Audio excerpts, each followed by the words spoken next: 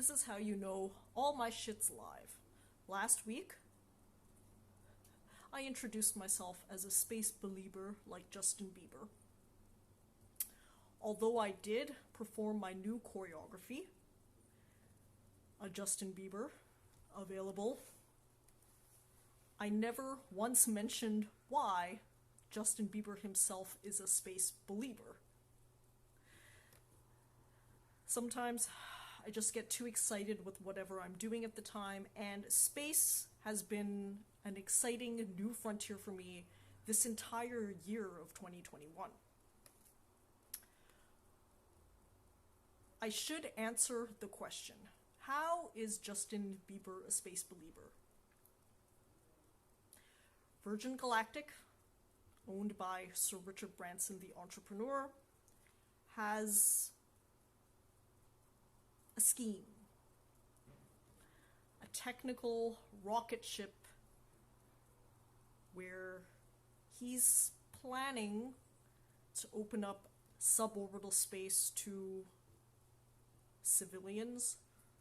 Justin Bieber, the Canadian pop star, as far as I know, is still a civilian, as in he's yet to be an astronaut, but he wants to be one because he's one of 600 people who've reserved seats on Richard Branson's Virgin Galactic space line.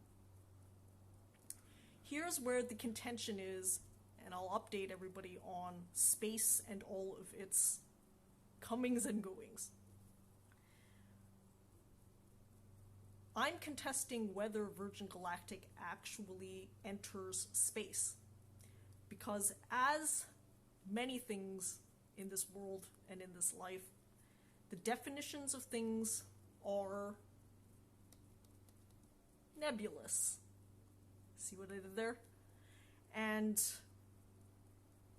just like me collecting countries, different people can dispute based on different definitions. So maybe we'll start with the strictest definition. The Kármán line, named after an astronaut, Kármán, has set the boundary of space as being 100 kilometers above Earth. Richard Branson's Virgin Galactic so far has only done test flights up to about 80 kilometers, and we'll have to guess whether when they open up their civilian space flights, they actually rocket all the way up to 100 kilometers. With the richest man in the world, though, Jeff Bezos, we've no questions about whether that'll happen because all of the test flights have already occurred above 100 kilometers, and the New Shepard is slated to fly above that on its first space flight, July. Now, I mentioned last week that space has been a hotly contested frontier for me. I started by applying for MZ and his Dear Moon project in March. MZ is a Japanese billionaire who's bought out SpaceX's orbital around the moon in 2023. He's then generously decided to donate the rest of the seats to fitting people, whatever he considers those to be. Mostly they'll be artists, creative people, but in between him running the application for that, he's decided to now insert another space project to the ISS December 21. But this time using Russia's infrastructure, the Soyuz. So I applied to be one of those lucky lunar astronauts, and I'm confused as to what the process is. Am I still in the running? Maybe I am. I'll just treat it that way because that makes me happy. In any case, I think I had fun with the application process, and the process helped me codify some things in my life. So, the Lunar Project is something that's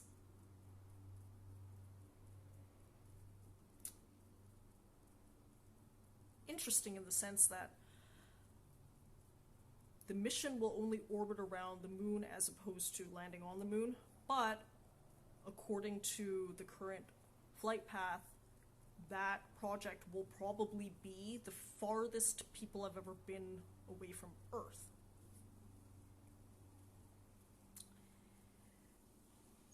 I guess with all of the hullabaloo and all the other space projects, the richest man in the world, Jeff Bezos, decided that he was going to throw a Molotov cocktail into everything. Here's an email that I received from a Jeff Bezos proxy, someone high up in Blue Origin, his space company. I shall read it out. Qualifying and flying on New Shepard. Greetings, future astronaut, being me. I noticed you expressed interest in becoming qualified to bid, but we have not received your deposit. To participate in the auction on June 12th, you will need to complete this qualification process by June 10th. Please let me know if you need help with this process. If you're not interested in participating in the auction, but are interested in an early flight, please send me a note and I'll be in touch. Thanks, a Jeff Bezos higher-up surrogate. Anybody who's skilled enough can probably do a search as to who that person is. But in any case, why did I participate in that auction? I knew that some billionaire playboy out there was going to sorely outbid me, and we knew this when Blue Origin revealed the highest bid publicly last week. The high bid started at 1.4 million and abruptly doubled to 2.8 within that day, but it's actually stayed steady at 2.8. So, what have we learned? What I knew is that I was definitely going to at least bid, because I think Jeff Bezos is basically collating a market list of potential customers for himself. Basically, anybody who's bid probably has some sort of inner track, and the lady has confirmed this is such. So,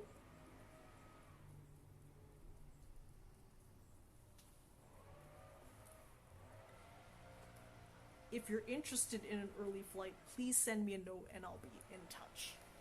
Yes, I did all of this so that I could be on that list, because I knew the first seat, the first civilian seat, quite possibly right next to Jeff Bezos himself, would go for a lot. I'm speculating that Jeff Bezos is going to be on that ship, but it is an apt speculation. Here's what I think. Obviously, we're celebrating Elon Musk, the eccentric, out there inventor, chief engineer at SpaceX? Is that his title? As a fellow engineer, I always laugh to myself when tech scientists, engineers, and nerds bequest that title onto themselves, because it is a technical title, and I'm surprised that so few people know of both Elon Musk's and Jeff Bezos's engineering and science acumen. Both of them have advanced degrees. In some ways, I'm actually partial to Jeff Bezos because he has the same degree as me, which is in electrical engineering. My mom and I have had some debates about whether it's smart, even if I were to somehow find my way on the first civilian flight, to be on the first civilian flight. I trust these guys and gals. I know that they'd only go up if they were certain, or as certain as an engineer could be. I'm comfortable with that, and I want to participate. So we'll have to let everything shake out how it will.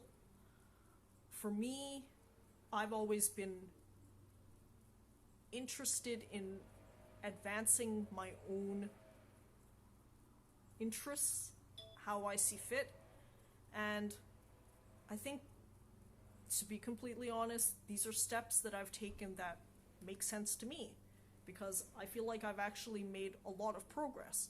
Now, mostly it's these rich billionaire space line owners that have made the progress, but they make it because they think there's going to be some sort of commercial prospect, and I want to hear them out. I want to be one of the first to hear them out. That'll be what it is. After I hear them out, who knows what's going to happen, but I've actually quickly reorganized my adventure schedule to prioritize space more than even adventure travel to the rest of the UN countries I'm missing. I've explored 101 UN countries. I still have 92 to 95 left, depending on how you count. But maybe I'm reorganizing everything because things have changed. The pandemic's actually changed things quite a lot in the adventure space in ways that I never really anticipated. I'd thought that maybe some people would start investing more time into space, and they've always been, but for some reason all of their successes have now come to roost within 2021 essentially. So in any case, I have high hopes, and that's where that stands. Should I redo last week's choreography because of Biebs? Biebs and I have the same opinion and point of view. I appreciate the fact that he's an adventurer like me, and he has a lot more at stake. To be completely honest, I've already admitted that I'm cool with whatever happens. I've done more than I've ever wanted to in my life. I've achieved more than I ever thought possible, including 7 continents with my mother and brother.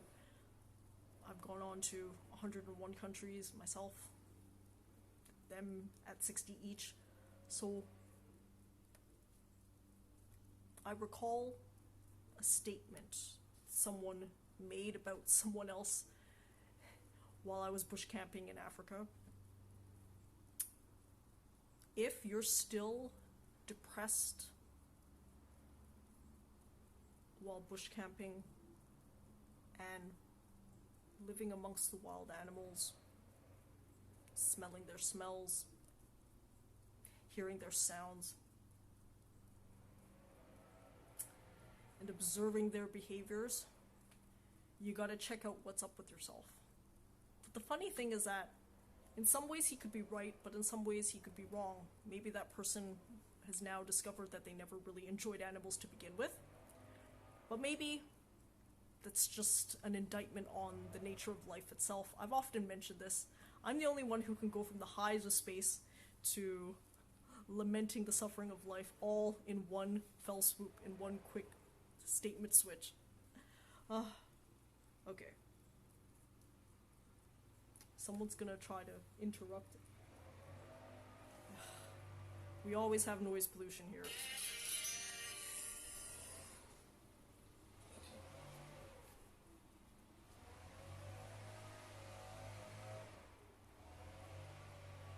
Is it playing? What's going on?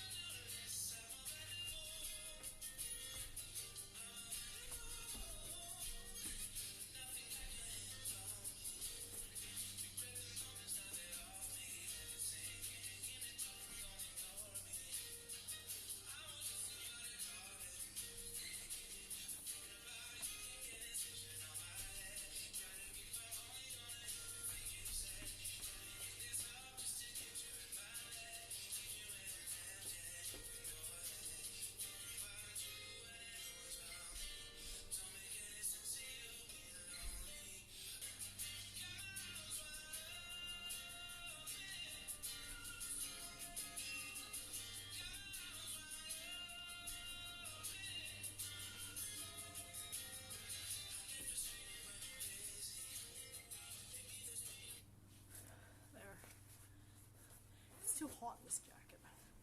Really. I was planning something else. I was planning to do something else, but I thought, okay, fine. We'll celebrate Beliebs again because now I've explained the situation. Beliebs is interested in suborbital space like me. So I'll dance one time to celebrate him. And then maybe I'll redo that choreography again because someone so fucking rudely interrupted me. People, don't call while I'm vlogging. I'm joking. Nobody really knows when I'm gonna do it. Me less than anyone else, so it is what it is. That's how we know everything is live, because shit happens all the time. I never vlog with any real concept in mind.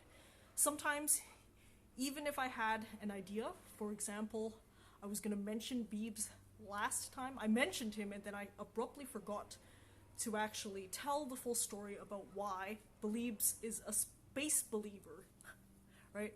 Of course, I could also be clickbaity, right? But sometimes I think it's more so that I really forget how to do this. I.e., I'm really stream of consciousness, so sometimes when I write my vlog title, I had some rough idea, but then I go off into space. That's why I need to go to real space. My hair's starting to look like it did when I was in my 20s with the faux hawk. If I really wanted to, I guess I could shave down the sides and leave some in the middle as some sort of artistic thing, but I'm really lazy. I've got a lot going on at the end of May. My first vaccine dose is going to go right in either this arm or this arm. It's about as early as I can make it. And then we'll have to decide from there how life starts over again.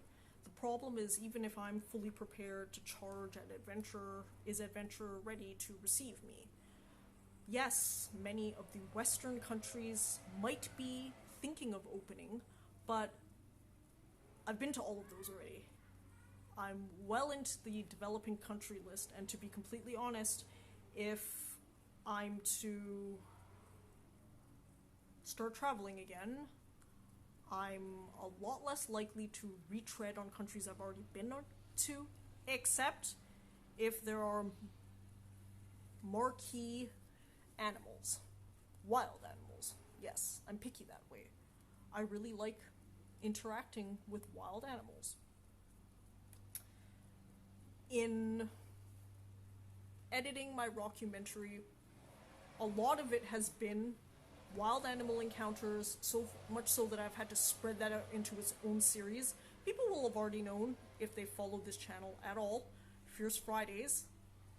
Every second Friday I have some bite-size, potentially viral animal encounter, many of them wild, many with apex predators like lions, tigers, and bears, oh my. That's just reaffirmed to me in editing how much I do appreciate wild animals. I just really do. And here where I live, in the Pacific Northwest, we're home to a number of them that I've actually yet to encounter in the wild. Orcas, with their dual color scheme, black and white, have always had this sense of mystery to me because their eyes. They have the little white eye patches. They're a little bit like pandas, but in the water. Those are animals I've also yet to encounter in the wild. Orcas, pandas. By encounter too, sometimes I'm even more extravagant. For example, while trekking wild penguins in Antarctica, we've also come across humpback whales. And humpbacks, they do their breach and spew. So I was lucky enough to encounter that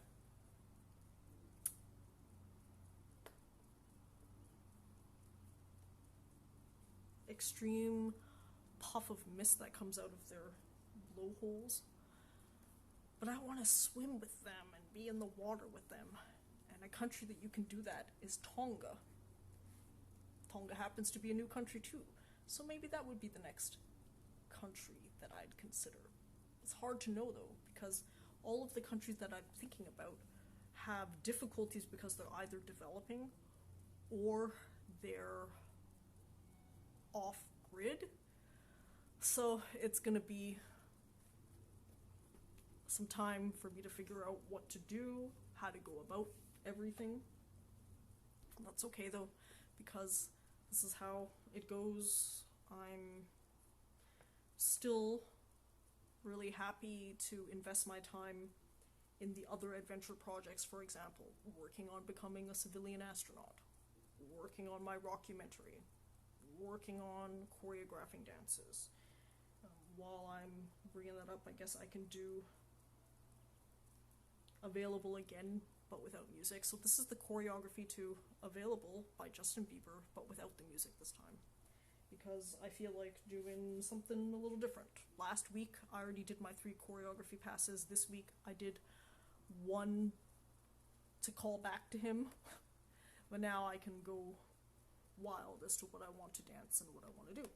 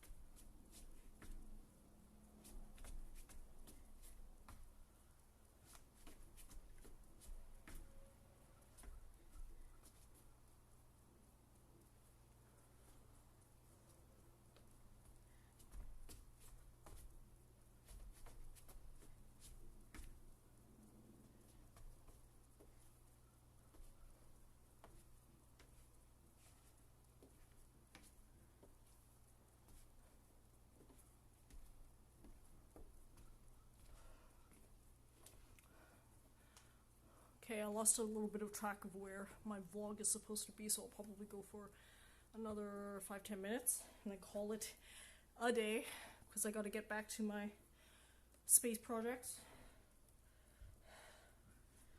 What else was I mentioning last week?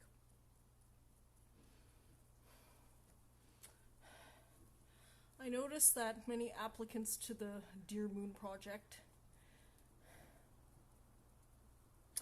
had fanciful narratives about them as children dreaming of space. The realistic answer is that as kids you're free to dream of anything, but the difficulty is actualizing, and that's the tough part.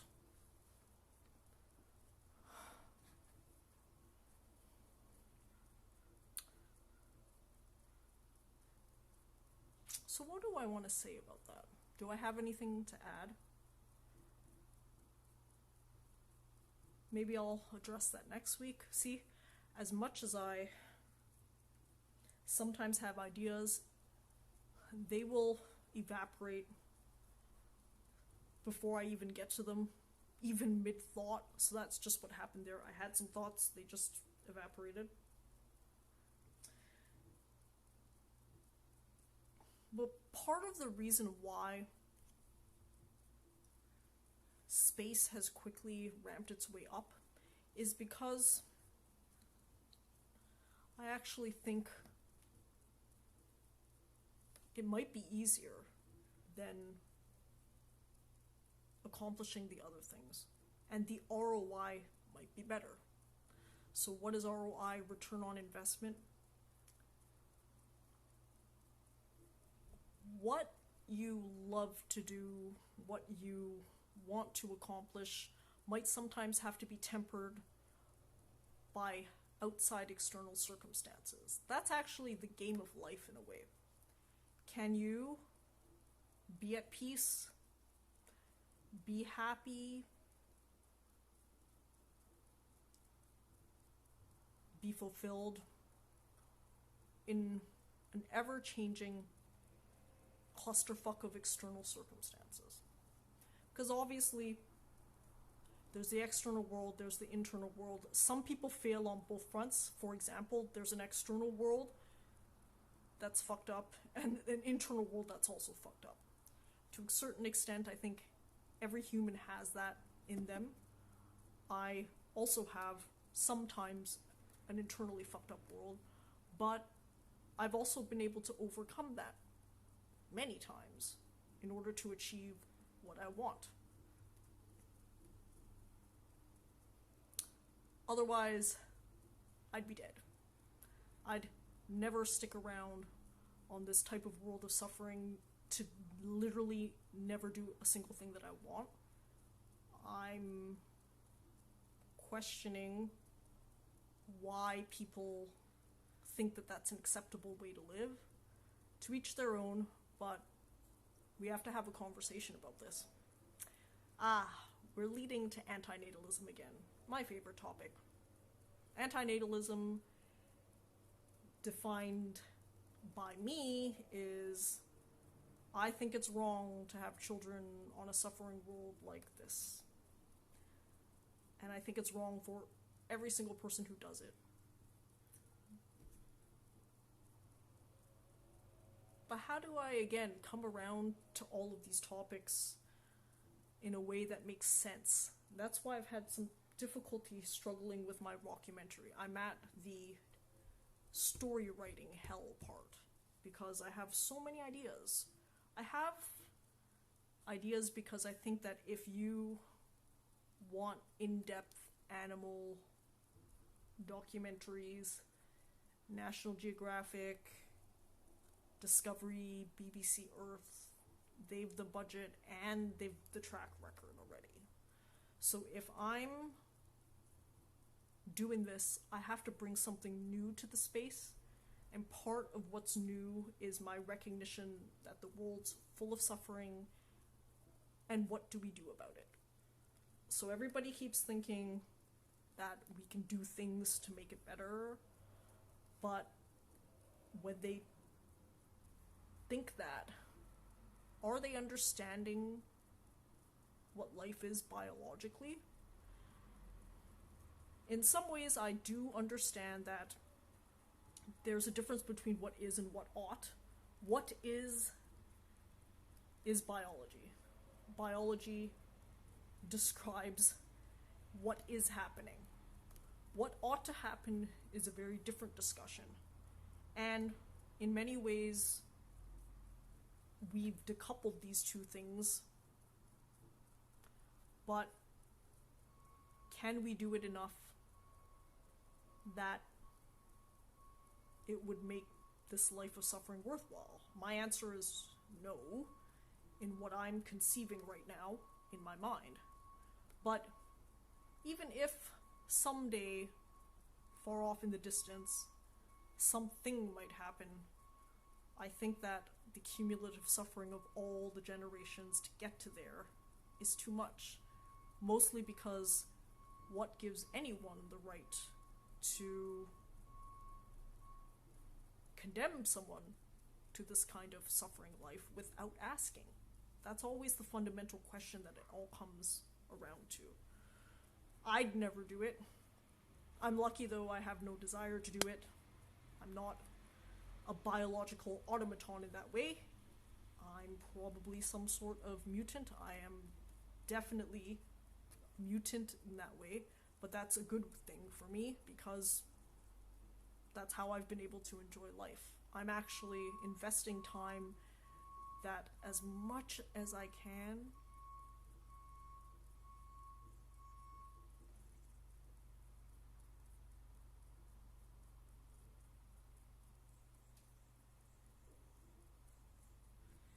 be into things that I have actually chosen.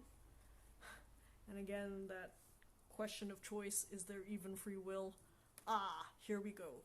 It's just a huge cloud of many philosophical ideas layered here, layered there.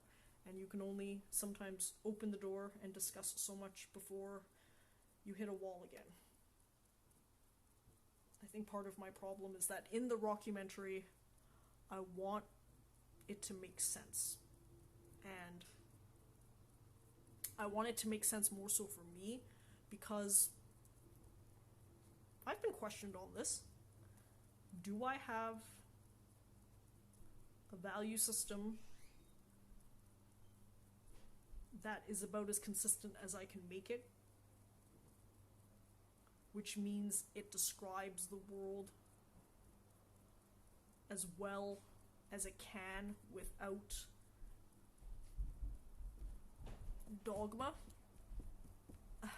Who knows? Okay, I'm going way off now again. So here's what I'll do. I'll throw down some of my new breaking moves. I'm copying myself and leveraging into new dance patterns.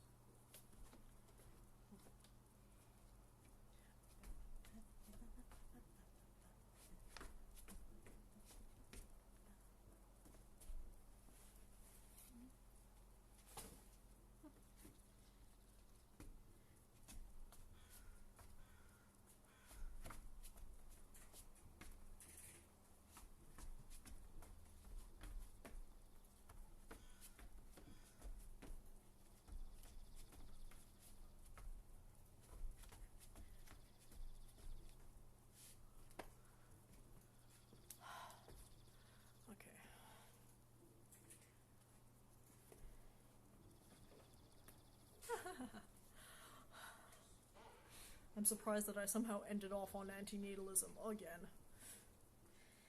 Because I'm otherwise actually very happy about the progress I've made to space, and we'll see. This is shaping up to be a year full of surprises, and I'm open to receiving whatever the surprises are. The weather's been acting amok, seriously. I'm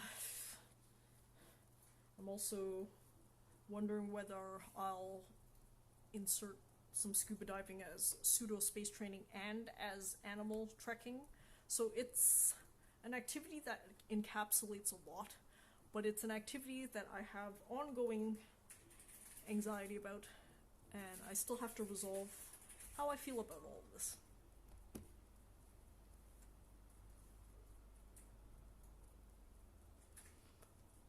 Whoop.